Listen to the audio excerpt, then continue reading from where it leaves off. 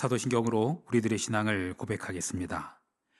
전능하사 천지를 만드신 하나님 아버지를 내가 믿사오며 그 외아들 우리 주 예수 그리스도를 믿사오니 이는 성령으로 잉태하사 동정녀 마리아에게 나시고 본디오 빌라도에게 고난을 받으사 십자가에 못 박혀 죽으시고 장사한 지 사흘 만에 죽은 자 가운데서 다시 살아나시며 하늘에 오르사 전능하신 하나님 우편에 앉아 계시다가 저리로서 산자와 죽은 자를 심판하러 오시리라.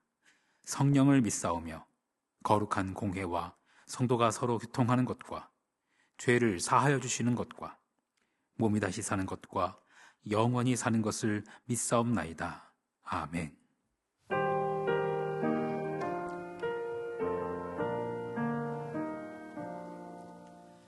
너 근심 걱정 말아라. 주 너를 지키리. 주 날개 밑에 가라. 주 너를 지키리. 주 너를 지키리. 아무 때나 어디서나 주 너를 지키리. 늘 지켜주시리.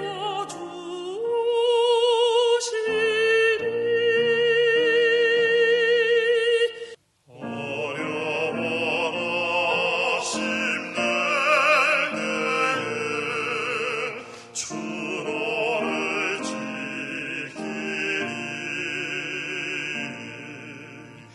위험한 일을 당할 때 주 너를 지키리.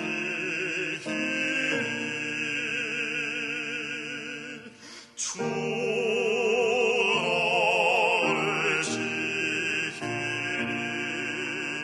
아무 때나 어디서나 주 너를 지키리. 늘 지켜주시니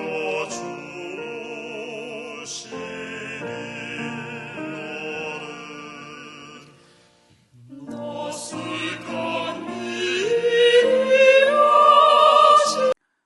이 시간 우리에게 주신 하나님의 말씀 시편 140편 1절로 13절 말씀입니다.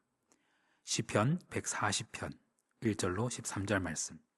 여호와여, 악인에게서 나를 건지시며 포악한 자에게서 나를 보전하소서.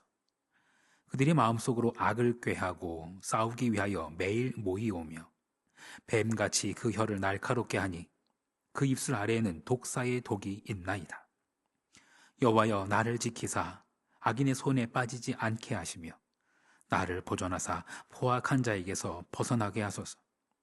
그들은 나의 걸음을 밀치려 하나이다.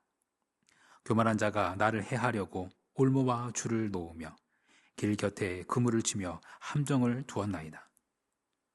내가 여호와께 말하기를 주는 나의 하나님이시니 여호와여, 나의 간구하는 소리에 귀를 기울이소서 하였나이다. 내 구원의 능력이신 주 여호와여, 전쟁의 날에 주께서 내 머리를 가려주셨나이다. 여호와여, 악인의 소원을 허락하지 마시며 그의 악한 꾀를 이루지 못하게 하소서. 그들이 스스로 높일까 하나이다. 나를 애워싸는 자들이 그들의 머리를 들 때 그들의 입술의 재난이 그들을 덮게 하소서. 뜨거운 숯불이 그들 위에 떨어지게 하시며 불 가운데와 깊은 웅덩이에 그들로 하여금 빠져 다시 일어나지 못하게 하소서. 악담하는 자는 세상에서 굳게 서지 못하며 포악한 자는 재앙이 따라서 패망하게 하리이다. 내가 알거니와 여호와는 고난당하는 자를 변호해 주시며 궁핍한 자에게 정의를 베푸시리이다. 진실로 의인들이 주의 이름에 감사하며 정직한 자들이 주의 앞에 살리이다. 아멘. 잠시 기도하겠습니다. 주 너를 지키리 아무 때나 어디서나 주 너를 지키리 늘 지켜주시리. 하나님, 어려워 낙심될 때 나를 지키시는 주님, 위험한 일 당할 때 지키시는 주님, 그 주님을 믿습니다. 어려운 시험 당해도 주 나를 지키실 줄을 믿습니다. 그 주님의 품에 거하는 오늘이 되게 하옵소서. 넘어지지 아니하고 오히려 주님을 찬송하는 하루가 되게 하여 주옵소서. 선하신 예수 그리스도의 이름으로 기도합니다. 아멘. 우리는 살아가면서 누구나 마음 한켠에 말 못할 어떤 억울함을 품을 때가 있습니다. 설명을 하고 싶지만 설명할 기회가 없고, 해명을 해도 오히려 더 복잡해지는 그런 때, 내가 잘못한 것이 아닌데 오해를 뒤집어 쓰게 되는 그런 순간들이 찾아오기도 합니다. 겉으로는 아무렇지 않은 척하지만, 괜찮은 척하지만 사실은 마음 깊은 곳에서는 계속해서 한숨만 쌓여가는 그런 날들이 있습니다. 시편 140편에 등장하는 악인, 포악한 자, 교만한 자, 이들은 단지 그냥 기분이 나쁜 사람, 성격이 거친 그런 정도의 사람이 아니라 아주 의도적으로, 반복적으로, 그리고 조직적으로 악을 행하는 사람들입니다. 한번 감정이 막 폭발해서 실수하는 그런 정도가 아니라 마음속에 어떤 시나리오를 짜고 누구를 어떻게 무너뜨릴지 막 계산하는 그런 사람들입니다. 시편 140편에 등장하는 이 악한 세력은 느슨하지도 않아요. 매일 정보를 공유하고 말을 맞추고 분위기까지 조성합니다. 그들의 무기는 칼이나 창보다는 말입니다. 직접 때리고 밀치는 것이 아니라 말을 통해서 그 사람의 평판을 무너뜨리고 관계가 틀어지게 하고 마음이 상하게 하는 아주 악한 사람들.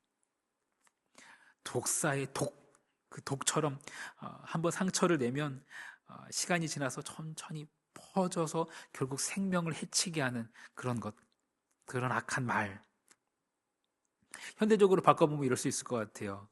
비난, 비꼼, 악의적인 농담, 의도적인 왜곡, 뒷담화, SNS 이런 거를 통한 여론몰이, 이런 것 등으로 말할 수 있어요. 시편 140편에서는 이것을 올무라고 표현합니다. 올무는 몸부림치면 칠수록 더 조여오는 그런 거잖아요. 올감이 그런 거잖아요. 이런 올무, 이런 올감이, 이런 함정, 이거는 혼자의 힘으로 빠져나올 수가 없는 그런 구덩이 같은 거예요. 이것은 모두 피해자가 자기 힘으로는 해결할 수 없는 그런 상황을 상징하는 표현들입니다. 단순한 오해, 설명하려고 하면 자꾸 풀리기는커녕 꼬여버리는, 이미 그렇게 다 되어져 버렸고 모든 구조가 다 망가져 버린 것 같은 그런 현실. 시편 140편은 다윗이 이런 상황에서 쓴 시편 같습니다.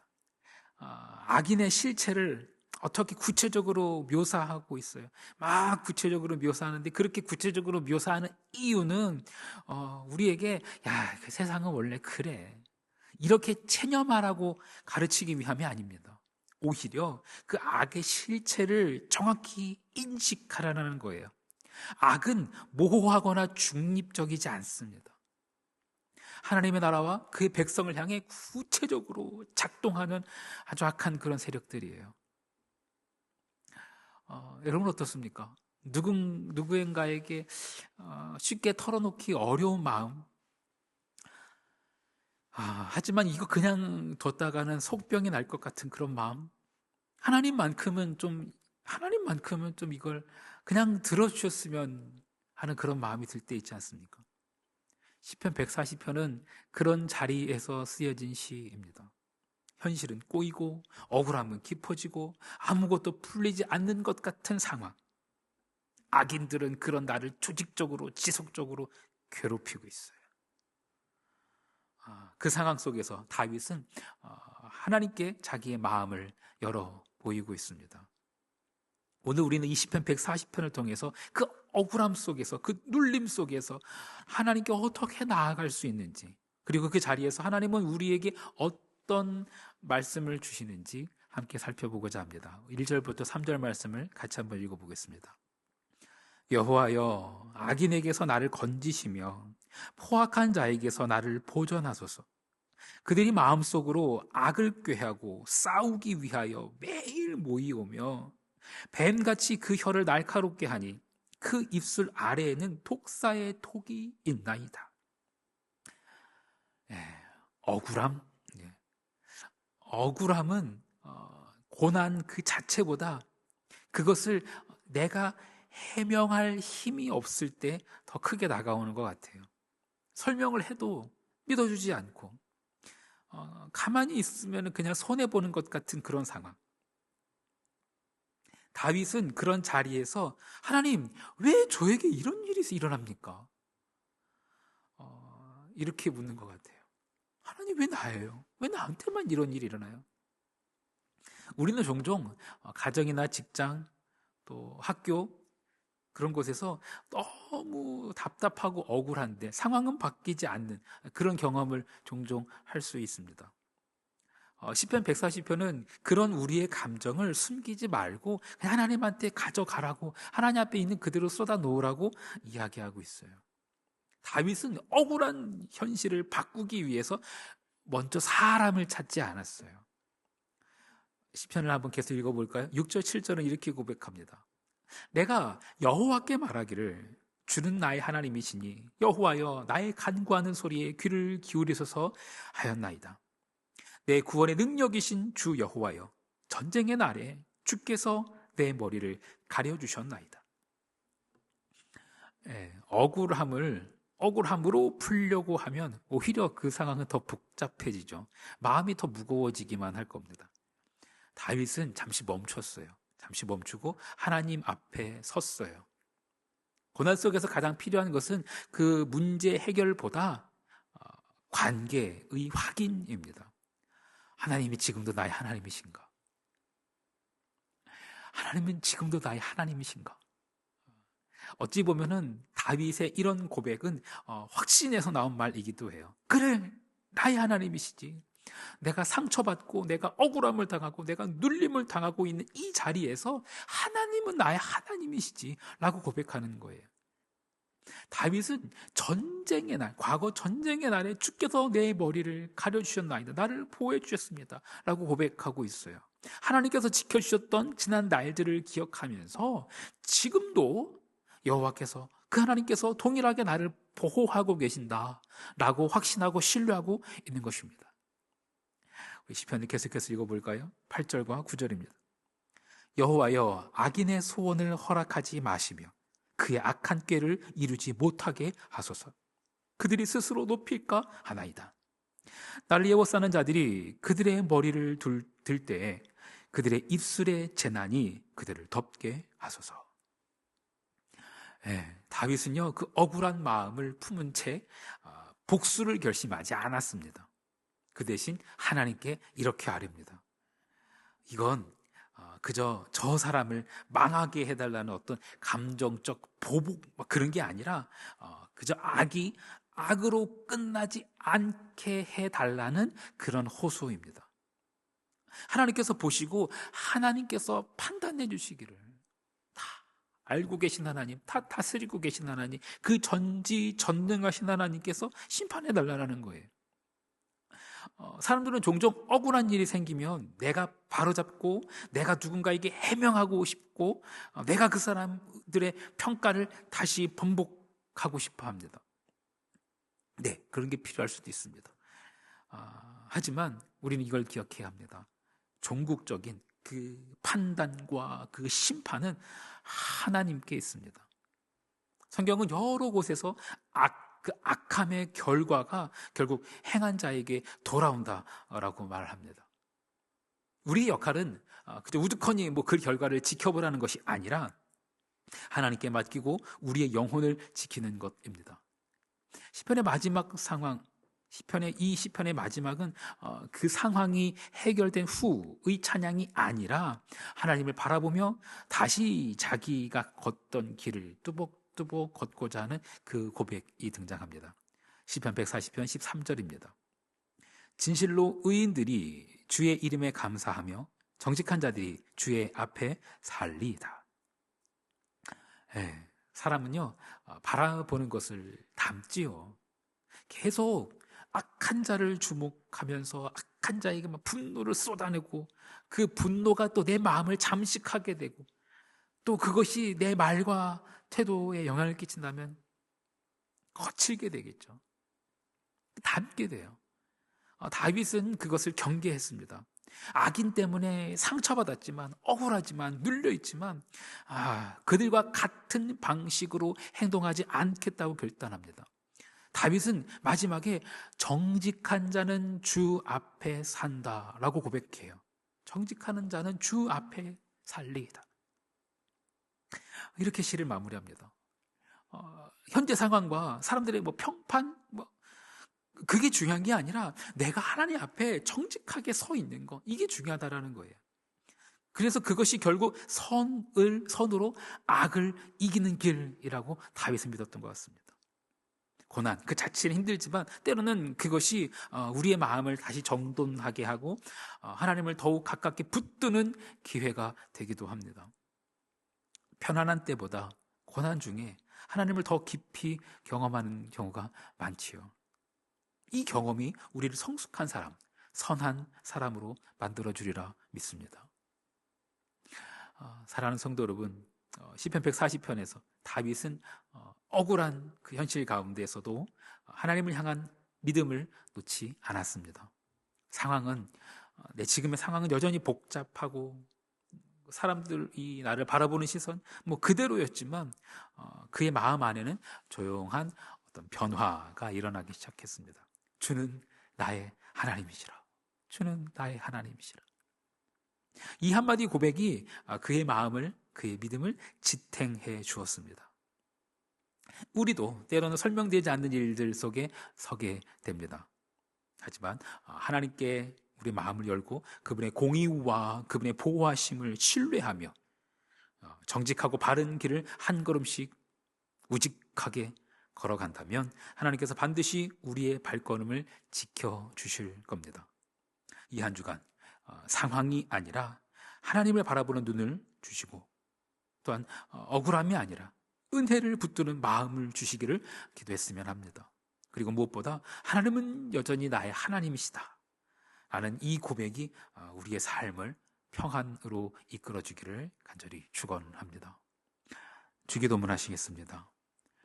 하늘에 계신 우리 아버지여, 이름이 거룩히 여김을 받으시오며 나라가 임하시오며 뜻이 하늘에서 이루어진 것 같이 땅에서도 이루어지이다. 오늘 우리에게 일용할 양식을 주시옵고 우리가 우리에게 죄 지은 자를 사하여 준 것 같이 우리 죄를 사하여 주시옵고 우리를 시험에 들게 하지 마시옵고 다만 악에서 구하시옵소서.